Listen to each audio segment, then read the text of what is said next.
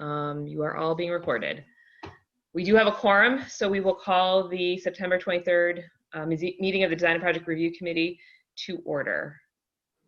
First item of business is there a suspension of, real quick, for everybody, staff, please keep your cameras on. Non-staff applicants, kindly turn your camera off until and mute yourself until your item is called. And is there a suspension of the rules for us to participate electronically?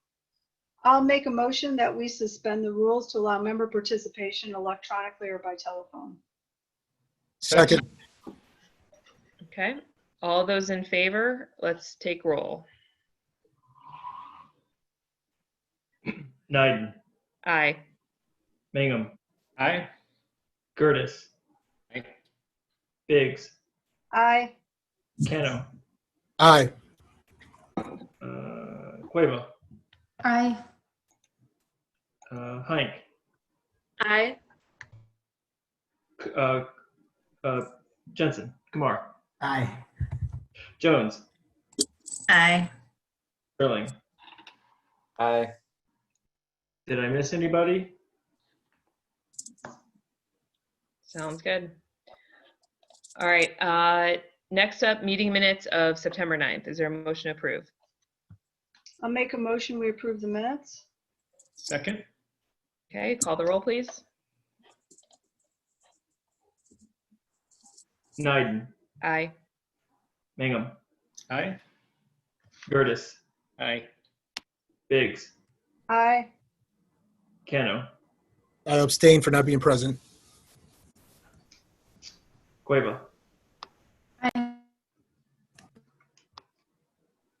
Heinck. Aye. Jensen. I abstain. Jones. Aye. Sterling.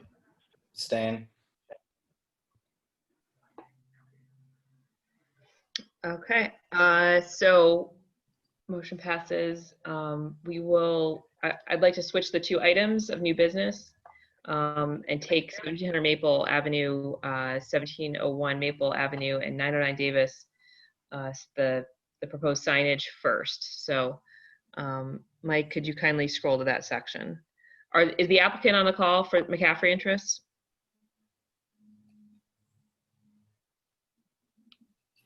Yes. Great. So Megan, is that you? Do you want to introduce yourself and your colleagues as we get to the... Sure. My colleagues on Kim Slateris and Amy Schultz, we're all representatives of McCaffrey, the property management company for Church Street Plaza. Great. So why don't you walk us through what you would like to do, what you're proposing to do? Kim, are you? Kim, let me see if I can get a hold of her, Megan. Okay, I can get started through the proposal. So we're looking to update the signage at Church Street Plaza. As you know, Church Street Plaza is comprised of 3 buildings. It's 1701 Maple, 1700 Maple, and the retail level of 909 Davis. Currently there is a pylon sign located across, sort of, I guess, just south of the 1700 Maple building. We're looking to remove this pylon sign that currently identifies the retailers of Church Street Plaza, and then update the property with more clearly visible retailer wayfinding signage across the property. There are 3 elements of the package of wayfinding signage, some Church Street Plaza branded signage above the current Urban Outfitters space, as well as some window signage at the north end of the property at Clark and Maple. So that's sort of the overview. So I guess then to that first page, the finger post directional signage. So these would be 5 12-foot poles with our retailer tenant logos clearly identified on double-sided panels. So the purpose would just be for consumers, visitors to the property to locate the specific store that they're looking for clearly and easily. It also is a means of sort of tying the three disparate pieces of the property together and identifying them as one unified center. It also help us, boost leasing efforts to identify the center as sort of one destination. Considering right now the current signage is just one main pole sign. These are sort of in the map on the final page of the proposal is a map of where those wayfinding signs would be located. We have identified, and I believe my colleague Kim Slateris, who's the property manager.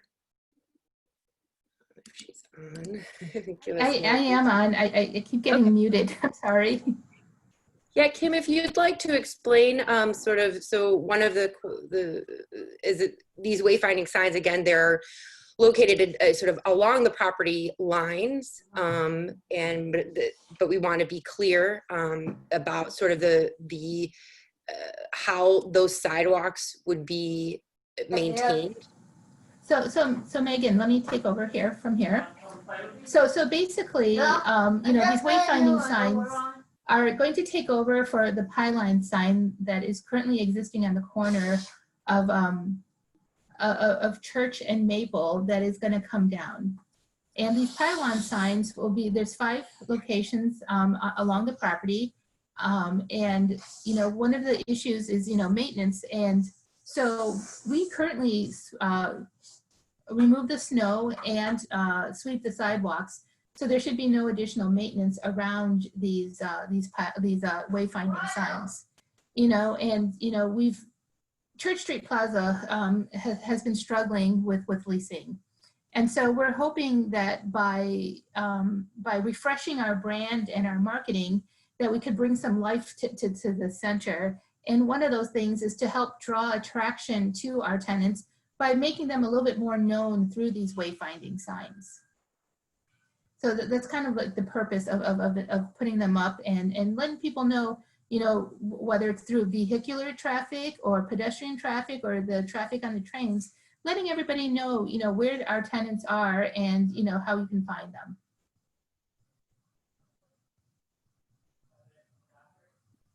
So Johanna, I don't know if you want to take these one at a time and then have staff comment.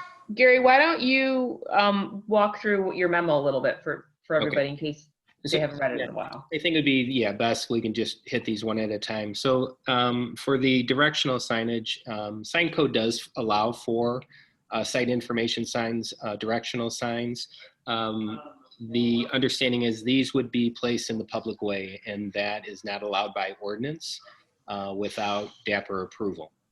So this installation would go against, like I said, the Public Works ordinance. Wouldn't allow for this type of installation on our public sidewalks. So that is really the main obstacle that the applicant is seeing on these directional signs. All right, so I guess why don't we go back, scroll up a little bit, and take each of these sign types one by one, and then staff can provide comments. So we'll start with the finger post directional signage that would be in the public right of way. Comments from staff or questions? I guess I have concerns about those. Similar to our economic development manager, shared some concerns that these buildings are visible from the public way. They're not, off an alley or inset off a private street in some way. So I don't see the need for wayfinding signage to storefronts that are visible from the public right of way, and putting those on putting that wayfinding signage on the public way. If the city were to come up with a downtown wayfinding signage and pointing to points of interest on the public way, I think that would be a good usage of signage. But pointing to private businesses that are already visible, I don't see the need for that. Other questions or concerns from staff? I would like to follow up with that. Aside from snow removal, I think if we look at our downtown sidewalks, they are very cluttered with street furniture, bike racks, signs of all sorts of different types of signs. And we are continually getting requests for more signage, like don't ride your bikes on the sidewalks and various other things. And I just feel like adding this particular post signage into the already existing cluttered sidewalks. And you can see in some of the pictures provided in the packet, just the sheer number of items that are located within the sidewalk. I actually just think it dilutes the value of the other signs and the other items that are there. I also agree that particularly for storefronts that are facing the public way, it isn't really that complicated to find them. Everybody has Apple Maps pretty much, or Google Maps, that they can utilize to find specific stores that they're interested in. And when you walk by them or drive by them, we do allow building face signage, which is pretty prominent. So I also am not in favor of the post-mounted directional signage. I'll jump in too. Yeah, I'm really not supportive of these directional signs. The process seems a little backwards to me. I guess the typical way this would occur would be for the city to put together a family of wayfinding for the downtown, and a directional sign may say Church Street Plaza this way, but I think it's a little strange to have. They're trying to put signs at Church Street Plaza. They're going to take all the other signs now. Come on, this is.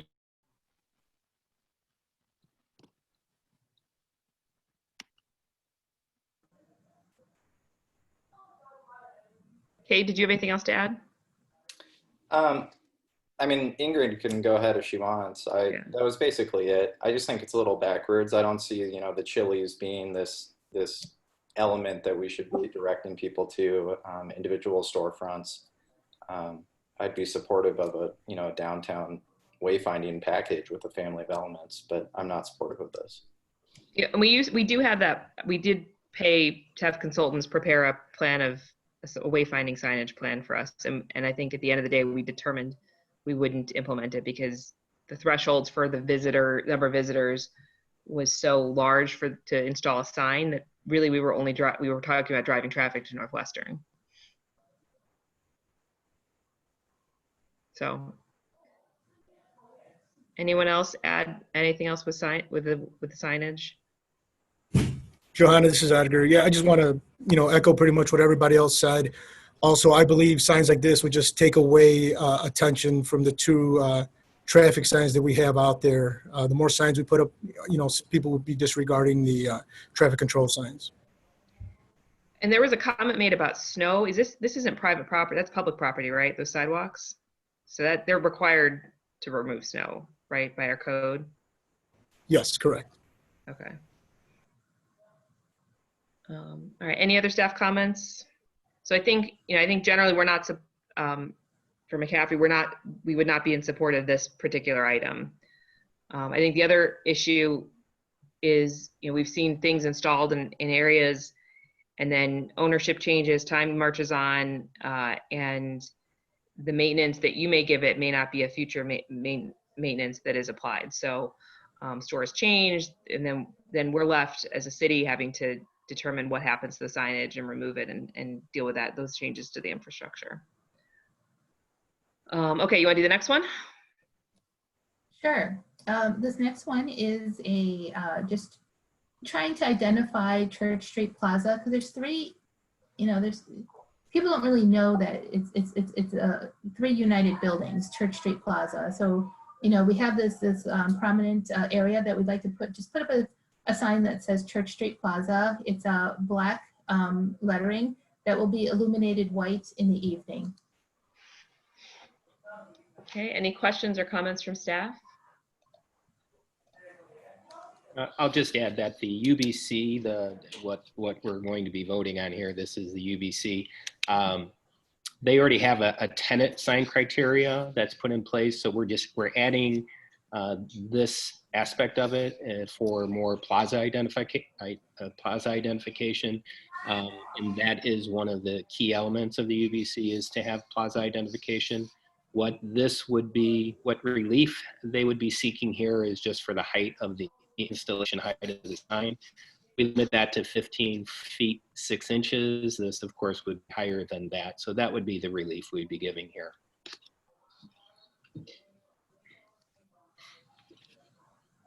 Okay. Any questions or comments from staff? I think this fits in with the plan of unifying and aligns with our overall goals and the way we've treated other buildings like this before. I guess my only comment would be I'm not really supportive of an illuminated sign of that size and at that height. But if it wasn't illuminated, I would support it.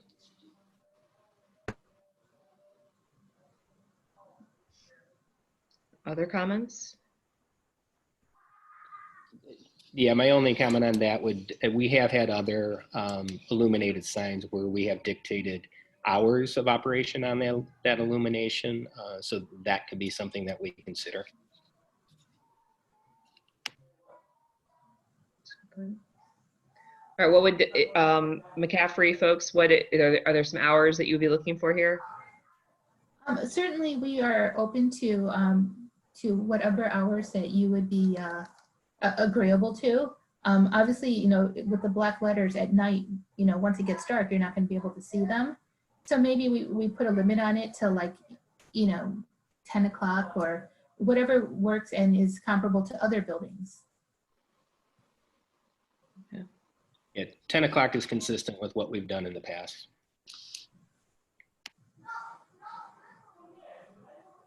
Okay. Yeah. So if 10 o'clock is agreeable, then certainly we'd be, you know, very agreeable to that. Okay. Any other comments on this one from staff? I actually don't mind this one, even with the illumination. I mean, if it goes off at 10, I'd be okay with that.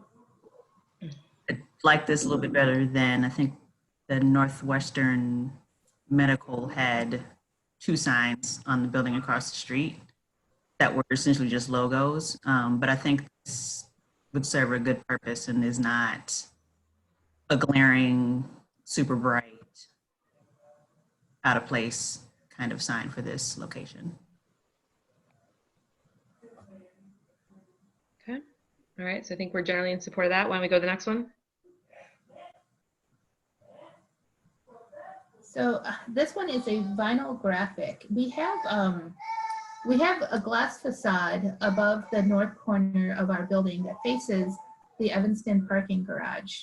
That right now it's just plain glass. There's nothing on it. And, you know, as part of our refresh of our branding of the building to try and refresh and revitalize this shopping center, you know, this is just one thought of another way for people to know that this is Church Street Plaza. It's just a vinyl covering on top of some glass, and, you know, so you'd be able to see it from the street and also from, you know, a lot of people who come and go from the parking garage.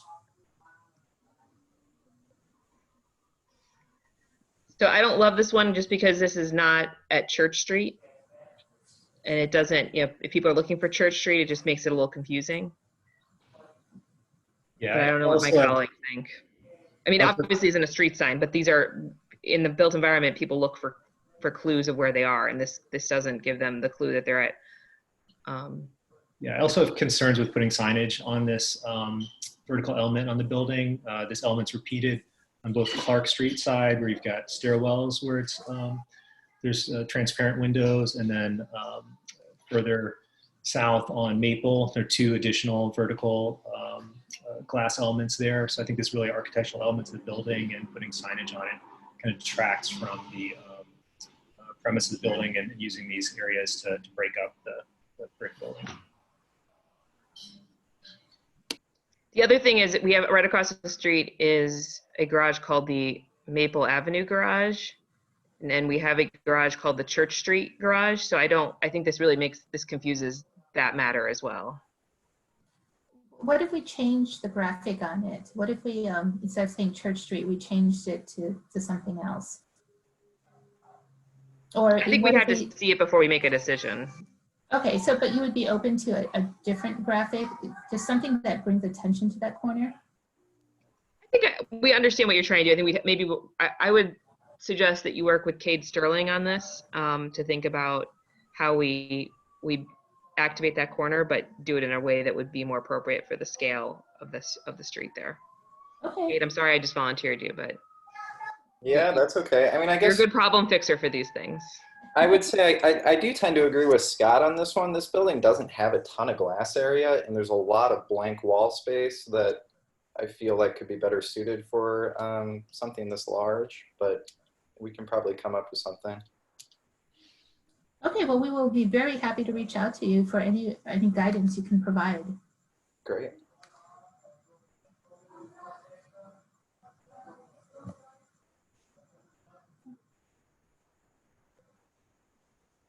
Let's go to the next one. Is that the banner one?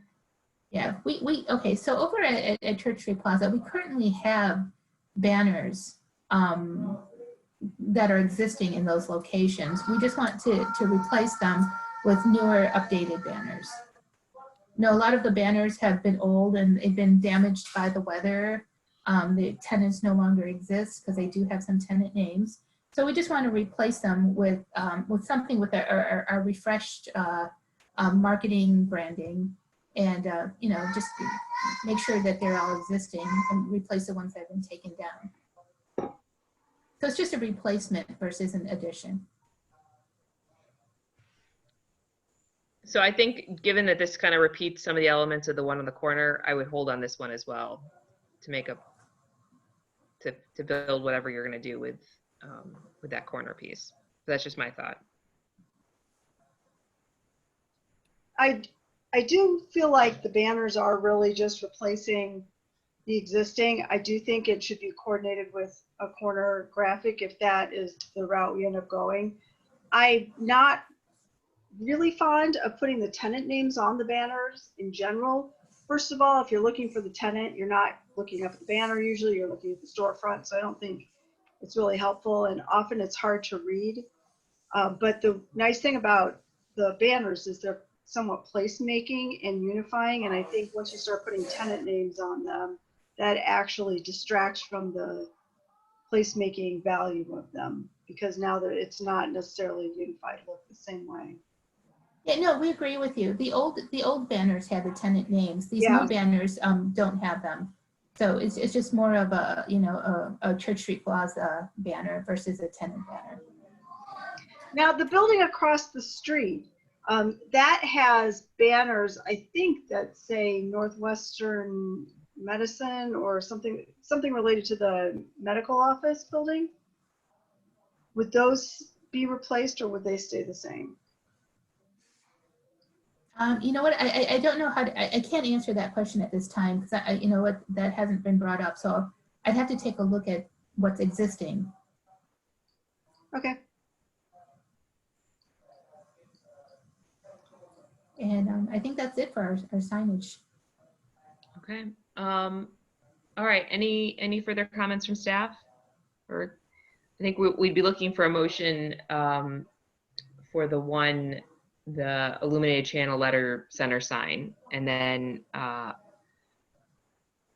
no. I guess a no on. I mean, we could just you just know that we're on no on the finger post sign, and then we'll come back on the facade signage.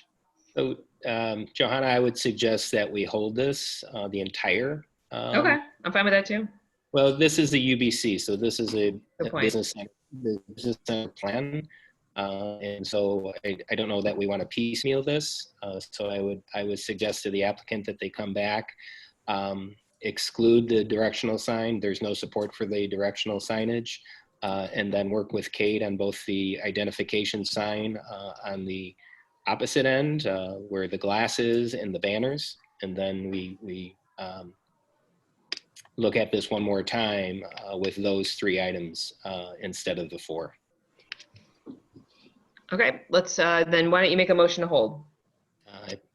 Motion to hold this, and if you can have this back to us, we'll be meeting next Wednesday, so that provides enough time for you to do it. We will make every effort, and how do we get a hold of Cade? I can forward you his email address. That would be greatly, greatly appreciated. Thank you so much. Okay. I'll Okay, is there a second. second? Okay. Michael, please call the roll.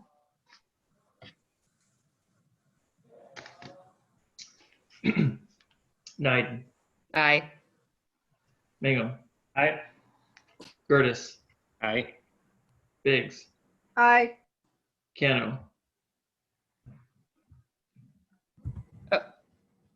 He left. He texted me he left. okay, Cueva, Aye. Hike, Aye. Jensen. Is that me? Yes, Aye. Jones, Aye. Sterling. Aye. Okay. In terms of next week's Dapper, I'm off on Friday, so the sooner you can get this, the better, meaning tomorrow, possible? We will, if we can get a hold of Cade and get some guidance by then, I would be happy to do it. We meet every week, so if you don't get next week, you'll get the week after that, or the week after that, or the week after that. So. Okay, if in terms of trying to get revised drawings and work with Cade, I'm gonna probably assume that it's not gonna be tomorrow, but hopefully we'll have something ready for next week for the following meeting. Sounds good. Thank you. All right, thank you so much, everybody. We appreciate your guidance. Thank you. All right. Next up, 2211 Maple Avenue. Paul Harb applicant submits for building. Sorry, 2211 Maple Avenue. Paul Harb applicant submits for building permit to construct a new 4-story multifamily residential dwelling with 12 dwelling units and offsite parking in the R5 General Residential District. And I just saw him re-enter the room. So, Paul, are you in the room? In the Zoom room?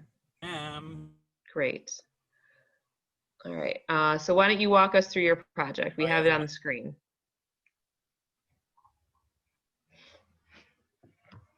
Hi, I lost you for a second. Why don't you go ahead and give us an overview of your proposal? So I think I'm joined here with my construction manager and the architect who was preparing an introduction about the change, and it's Mr. Adam Wilmot. So I prefer if they take over this. Sounds good. Fine. Yeah, we can present on the project. This is Adam Wilmot with CPDA Architects in Chicago. So this is our second or third time in front of Dapper. The pretty much the same presentation that we've made in the past. The difference here is that it's less density than what we originally came to Dapper with, and a shorter building as well. Those were the result of some back and forth with the Zoning Board of Appeals. So as it sits now, it's a 12-unit, 4-story building. Aesthetically, essentially the same design as what we had presented previously. There's a change of cladding material from what we had originally presented, a zinc panel as a primary cladding material, and that's been changed to a cementitious panel board. It's a rain screen panel. Beyond that, the other change that we've made between the previous Dapper meeting and what we're showing today is the trash collection has been relocated from being internal and accessed from the public alley to the north to being an external trash enclosure accessed from the public alley to the east. Other than that, there's all the same amenities are in the building. We still have excessive bike parking, well beyond what is required by the zoning ordinance. We've gone above and beyond in terms of landscaping, both in the front and rear yard. There is a a privacy fence at the rear yard of the property. I think we presented that previously as well. And then there's a seating area that might be slightly smaller than what was previously presented. I think we had some hiccups with zoning and with regard to when like a garden wall we'd previously proposed, like a 3.5 foot or 4 foot tall masonry wall, but that's not permitted, so we kind of scaled that back a little bit. There's an access path along the south end of the property, so that's a paved area that gives access to the two emergency egress stairs. Primary entrance is still off of the front of the building, with a couple of secondary unit entrances at grade on the north and east sides of the building. So that's really it. I don't know what else. I don't recall changing anything else beyond that from our previous, I don't know if we call it approval with Dapper, but the previous support. We do have, I guess I should mention that we do have water detention. So I'm sure Ingrid will bring that up. I don't know if stormwater has already been approved. We were doing a substitution very recently, looking for a prefabricated solution, and I believe that we have found one. Though I don't know if that submittal got sent back in through our civil engineer. But we do believe that we comply with all stormwater requirements as it currently sits. So I think from there, we would just open it up to questions and comments, and let us know what you guys think. Sure, just a couple questions. I know you're doing the James Hardy panels, the size of those panels, and then the color. Size of the panel varies, but it's either a 2 foot by 4 foot or a 1 foot by 4 foot. So if we go to you probably see it best on the cover page of the drawings, where we should have a rendering of the building.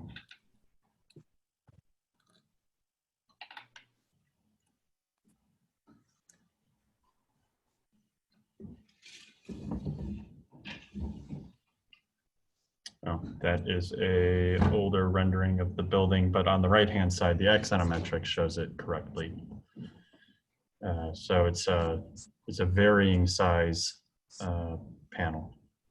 Sorry, and I'll correct myself. It's a 2 foot by 8 foot or a 1 foot by 8 foot panel, oriented horizontally. And it's a Hardy board reveal system. So it is a true rain screen with there's a reveal space in between each board.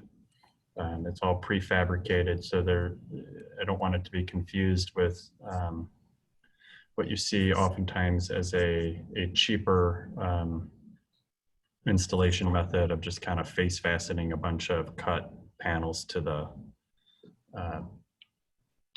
substrate. It's not that. Okay, I think the elevations listed that material, the coloring is to be selected. Do you know what color that's going to be?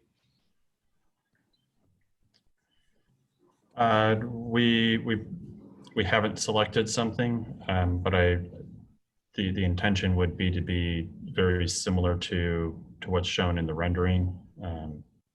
Probably a medium gray.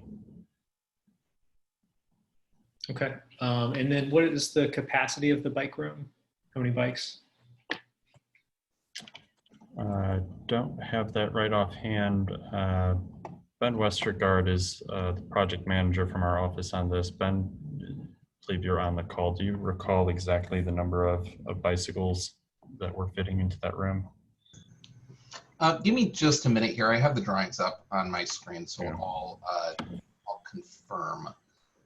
I don't recall off the top of my head. Yeah, I believe it's 16. What I remember is 16, but I'm not 100% sure. That's Paul. Okay, thank you. Is there any on-site parking provided for cars? The parking is off-site, but it's on the other side of the alley. And how so many car spaces, parking spaces are being provided as part of this? 15 spaces, I believe, and 1 or 2 of them should be should have electric charging stations associated with them. How many units are in the building? 12. So one of my concerns actually is the appearance of this building. If you look on the street, the buildings are shockingly similar to each other. They're all with small bricks, very similar style built. And then the houses do look somewhat different from that. But this building is just a very different style of architecture. It doesn't really seem to fit the neighborhood very closely. Well, some of the things that we did to mitigate that and to relate is to look at the belt lines and the base of the building. So we, yes, we're an unabashedly modern design, but the pedestrian level of the building aligns with the buildings both to the north and south of us. The height of the buildings are comparable. And then we've, it's true, we're not a brick building. I'm not going to say that we are something that we aren't. But I think, perhaps more importantly, the design was pretty heavily vetted with the community prior to coming to Dapper. It was vetted with the community and the aldermen prior to going in front of the ZBA. It's been vetted by the ZBA. The community has weighed in pretty heavily on it, and we. I can't say that we had 100% support by all neighbors on the block, but the aesthetics of the building didn't seem to be the concern. It was always the density and the scale of the building. So I think we've done a really good job of working with the community, working with the Department of Planning on coming up with something that we feel does fit. I'll jump in really quick and say that I agree with you, Adam. I think this building is contextual to its neighbors in its mass and its bulk. And then I would just say that I think it is authentic in expression. It's a contemporary building. It's of its time. And I think it is appropriate. I support the project. I wish it was the bigger version. I liked it when it was a little denser, but it's a good project. We all liked it better when it was denser.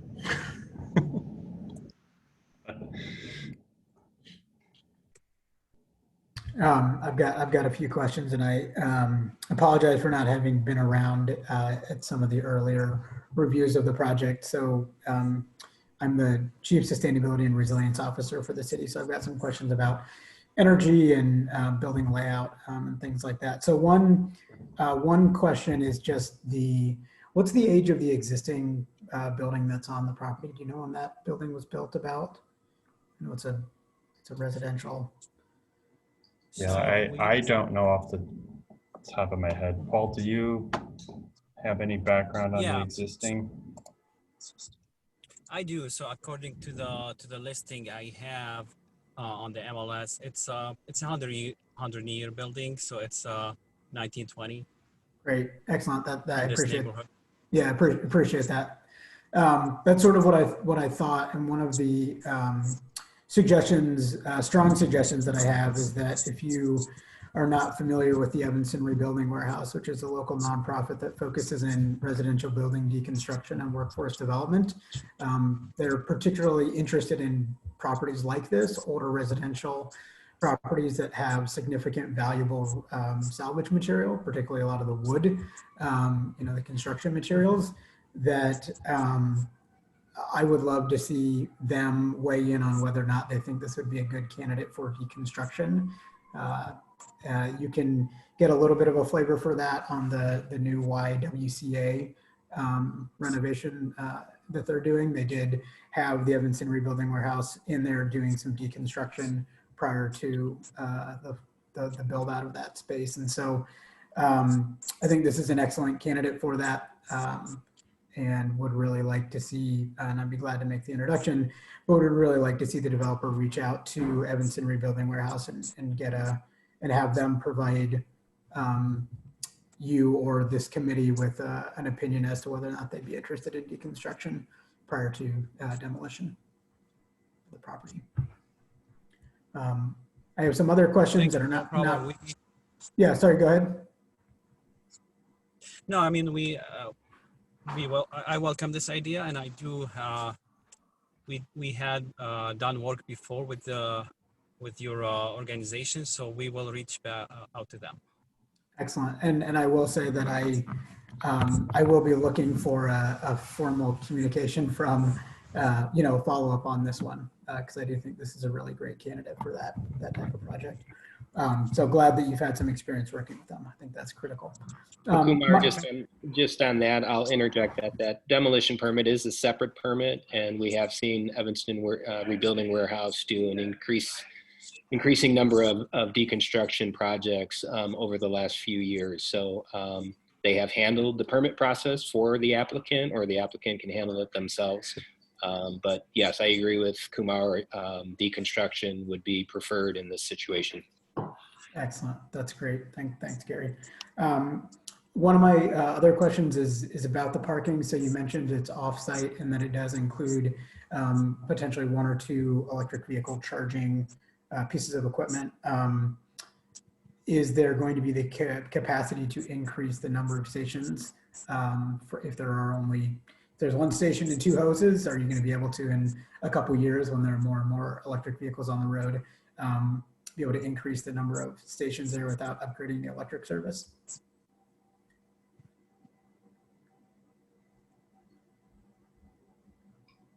Currently as planned, I don't think that we've pulled a permit to install new electrical service unless, Paul, you've done that separately. So it's actually needs to be done under a future permit, but we can certainly look at installing a large enough service, because it will be a separate service from the building, right? Because you're on a totally separate piece of property. Right. So at a minimum, it would be relatively simple to upgrade the service. But we haven't looked at exactly how large of a service we need for more than 2 cars. I would say that if it can be done to provide up to 6 or 7 cars under a relatively standard 200, or I don't think a 200 amp service will do, but a 400 amp service is probably affordable for a project like this. I think once we get into 6 and 8 or over 1,000 amps, then it's probably cost prohibitive. And there'd have to be some sort of return on that investment for Paul, right? There'd have to be some incentive in terms of how much those spaces or how much the units get rented for in order to pay back a service of that size.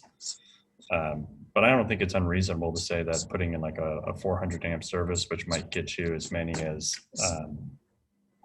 50% of the parking could be electric charging. Right. I think that's something that we could reasonably consider. Okay. Yeah, I would appreciate your follow-up opinion as to what you think in your opinion, the sort of reasonable cost, the reasonable level of services sure. for future stations. That'd be very helpful. I've got another a question internally. I appreciate the layout of the waste, the waste sorting area where you've got compost, recycling, and garbage. I didn't see any, I assume the way that people get their waste out of their unit is just walking it down or just carrying it out through the elevators. Is that correct? Yeah, that's correct. Okay, great, that's fine. So then my other questions is related to the rooftop. So the image we're looking at right now, if I am looking at this correctly, it looks like you've got a nice north-south or orientation here. So you've got a lot of potentially south-facing roof. So this view makes it look like your roof's wide open, and I assume there are some protrusions somewhere for vents and things like that. But I would love to see solar on this building, solar PV in particular. I think this is a really good candidate for it. I don't think there is shading to the south, if I'm thinking about this location correctly. That would make this a really excellent spot. And so if there are protrusions or other things going on the roof that are able to be moved to create a better configuration or a larger configuration for on-site solar, I don't know the anticipated start date for this project, but there is still a federal tax credit for solar, and there are state level solar renewable energy credits that would be available for private ownership of solar as well. Yeah, so we investigated the possibility of putting solar up on this roof extensively. We were in conversations with ComEd about it. We reviewed it with our electrical engineer and with our structural engineer. I'd let Mark kind of speak to it more specifically, but where we kind of landed on things right now in terms of the return on the investment is that it will likely be something that would probably return a better investment in the future than it will right now during construction. But the roof structure is designed to be able to take the additional weight. So if the numbers can balance out where it makes financial sense to do it, the building is set up to be able to bring panels into it. Mark, is there anything else that you want to add to that? I mean, it's a while ago that we went through the exhaustive exercise of figuring out whether or not this made sense. Just want to make sure I'm not forgetting anything that we reviewed.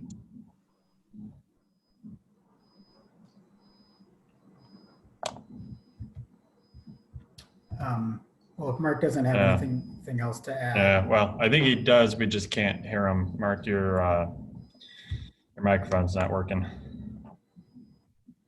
He's not on mute, but you're. Oh, right. Unfortunately, the mic kind of died out. Hello? So do you hear me? Yeah, Paul, we can hear you. Yeah, so it's something that we could consider doing in the future. And as you said, Adam, we made the structural design in a way that we could upgrade into that in the future. But for now, we looked into this, and we do need to further study it to see if we can go for this option off the bat. So it's still under our radar. And we can further communicate about that. Okay, yeah, I would love to have a better understanding of what's not penciling out. I mean, you don't have to share every single analysis you've done, but if there's any additional detail you can share with me outside of this meeting, I would appreciate that to better understand what the constraints are. I would just mention that part of my comment is in trying to ensure that the buildings that are going to be around for the next 20, 30, 100 years, however long we think this building is going to be here, the city has a carbon neutrality goal community-wide by 2050 and 100% renewable energy goal by 2030. And so properties like this, in my opinion, need to be planning and integrating those goals into their building design. And so I'm glad that you are exploring it, but I would really love to find a way to make it happen. Right. Well, again, the building is designed to be able to take the panels up onto the roof.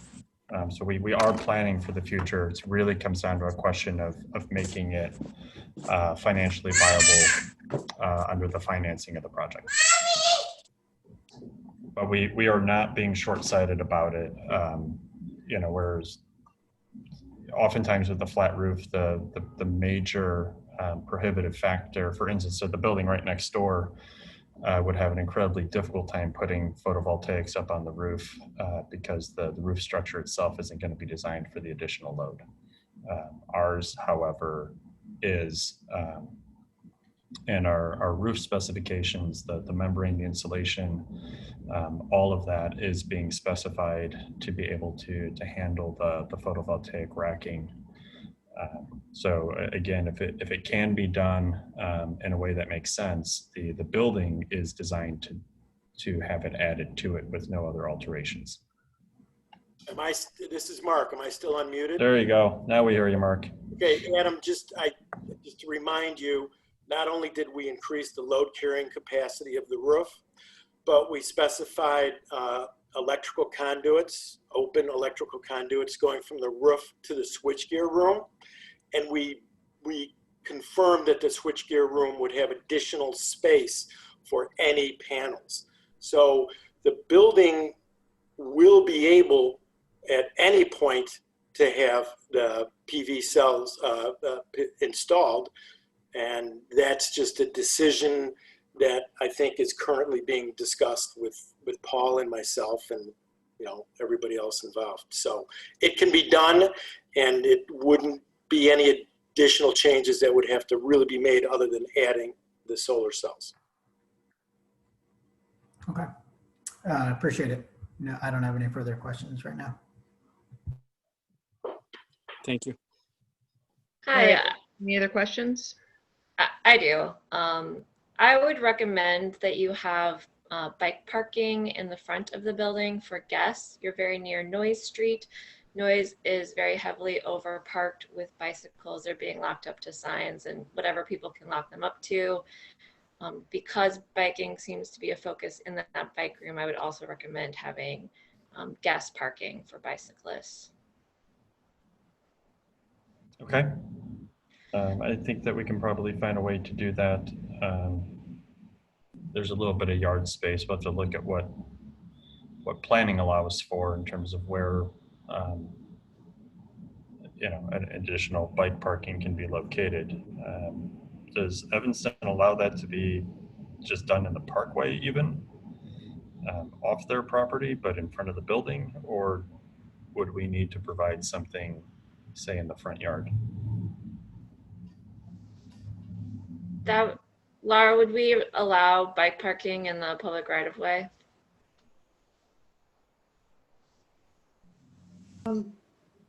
Probably not. No.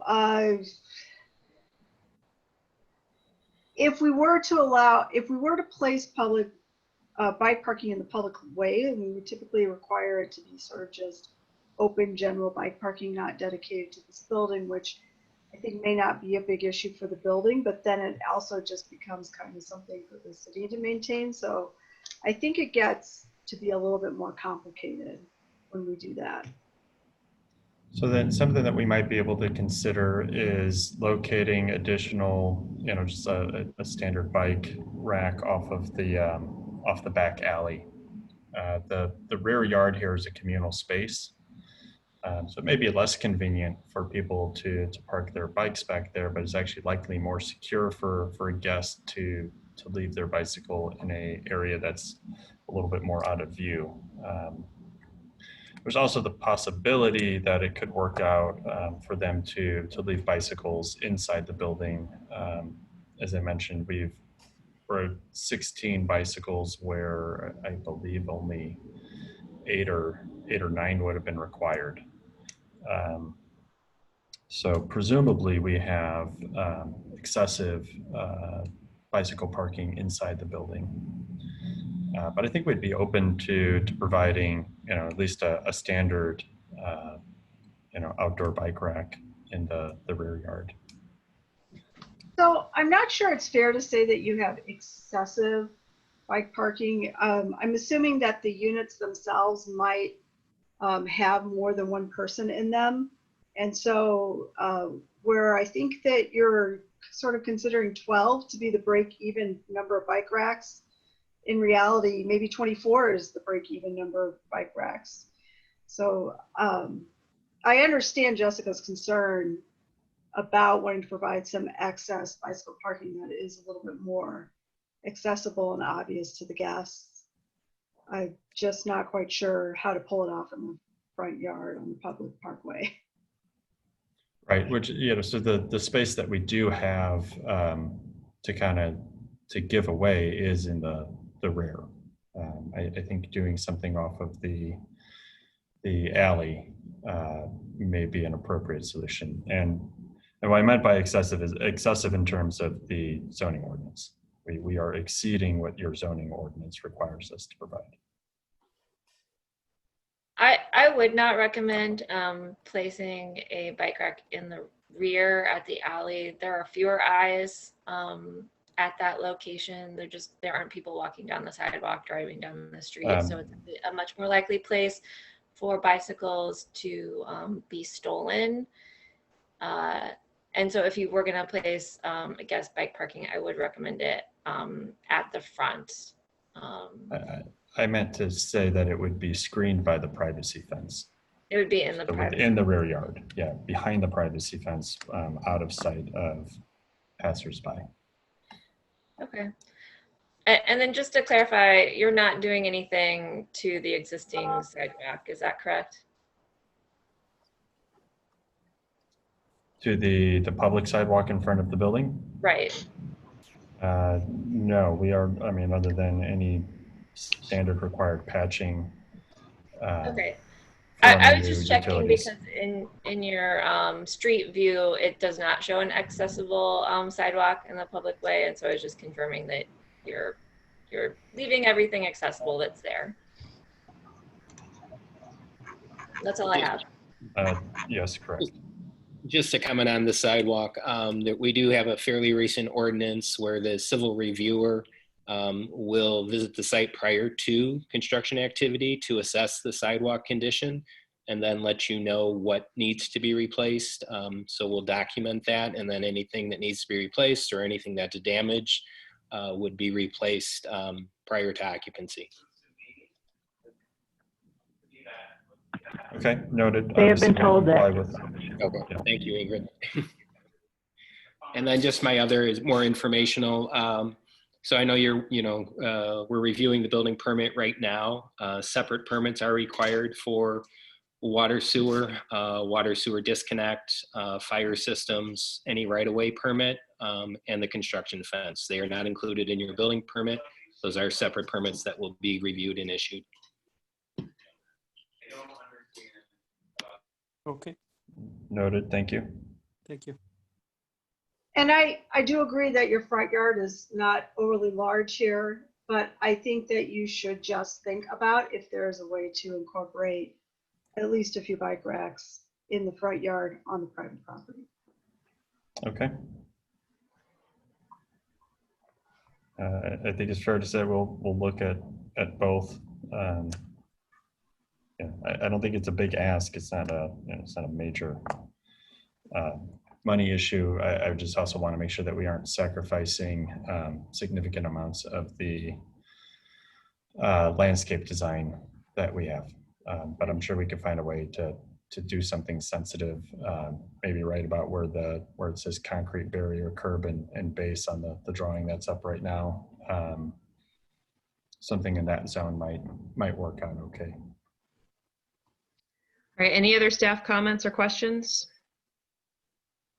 All right, I had one question. Have you looked at turning radiuses in the radii in the where the alley tees? Because it looks, I mean, when you go back there, it looks like some trucks have gotten a little mangled as they've made that turn. And it looks like the new development will have a curb and a fence. I don't recall if our civil did any kind of exhibit for the existing turning radiuses of the alley. is the concern that our fence is going to get clipped as trucks turn that corner. Yeah, I mean, like if you, I'm just on Google Street View, you can see, I mean, I'm wondering if some of the property that is yours isn't really being used right now as part of the alley. So the project's planned based on a certain site, but in reality, because if you look, the ruts in the alley are pretty close to what's existing there. Okay. So that would just be a concern that.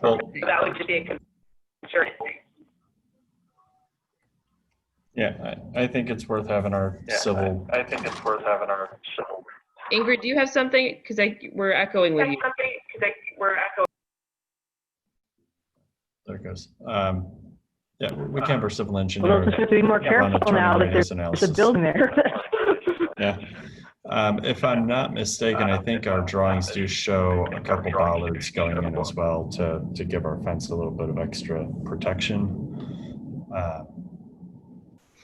But if it's that tight that it doesn't meet the typical requirements for a turning radius, I think we could look at just pulling the fence back a few inches or a foot even at the corner to give it a little bit more of a cushion. Sounds good. All right, any other comments or questions from staff? If not, is there a motion?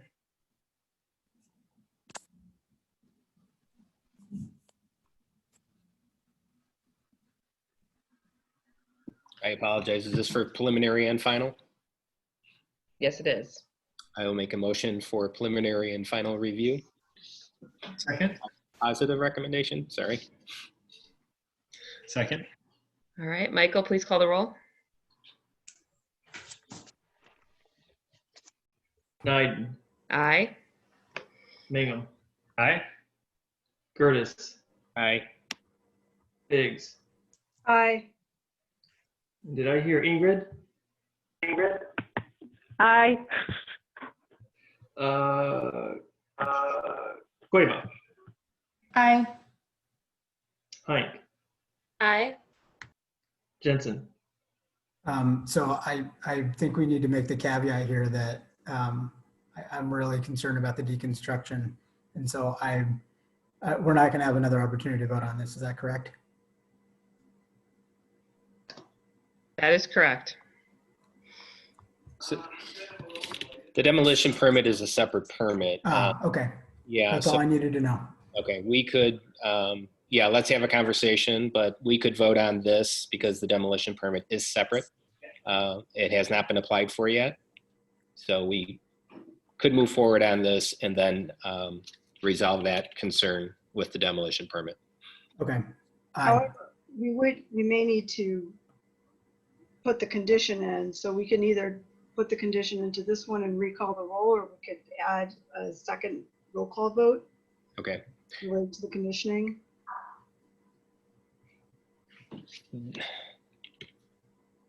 All right, let's do this. Let's recall, I forget what the exact motion here is, but recall the vote, and then Gary, rescind your motion, or Kumar, make a friendly amendment. And then we have to, you know what, rescind the motion because there's a lot of like seconds and then voting on the second. So let's redo the motion. How about that? I rescind the motion. Okay. So now make a new motion, include the caveat that Kumar is looking for with deconstruction. Motion to approve positive recommendation for preliminary and final review with the condition that the demolition permit addresses deconstruction of the existing structure. Second. Okay. Michael, please call the roll.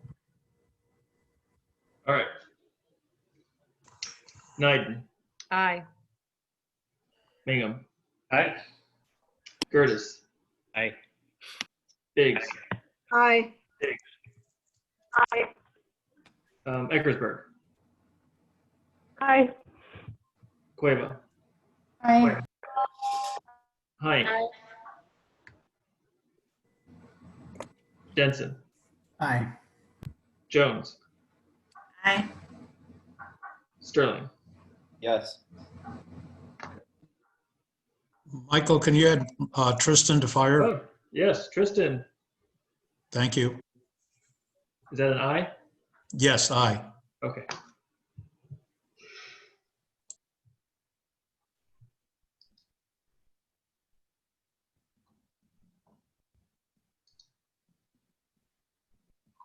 All right, motion passes. We don't have any other items. Do we have items for next week, Michael? Yes, there's one item next week. It's a special use, a recommendation to ZBA on a special use. 800 Greenwood, I believe.